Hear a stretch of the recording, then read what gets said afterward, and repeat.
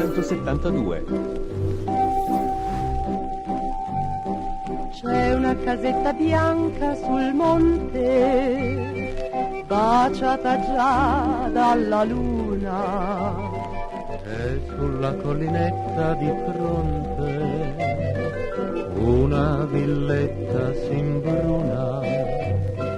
Nella casetta vi son due nonni E nella villa sposi in amor, ma la cicogna che porta i bambini volando commette un errore.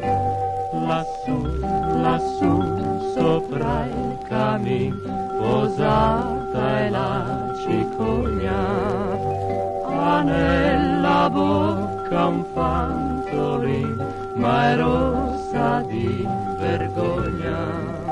Per ben 3 volte si sbagliò e il bimbo li portò. Un bel piccino dai riccioli d'oro per quei sposini in amor.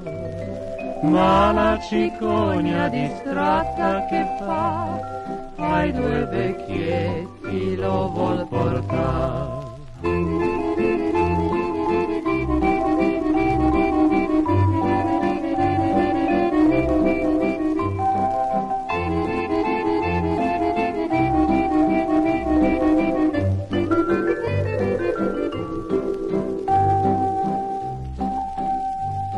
Mentre sta la sposina in attesa, ride una stella dal cielo e mostra la cicogna sorpresa dove è diretto il suo volo.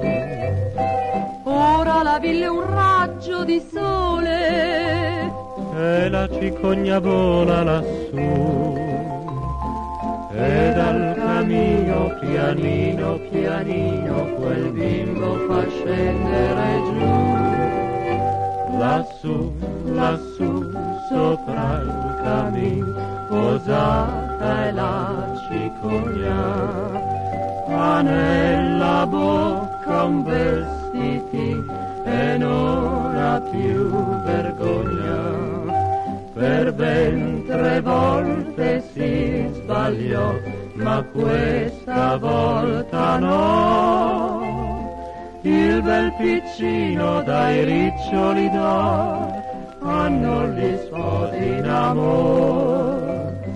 Or la cicogna beata sta là, guarda, sorride, poi se ne va. Guarda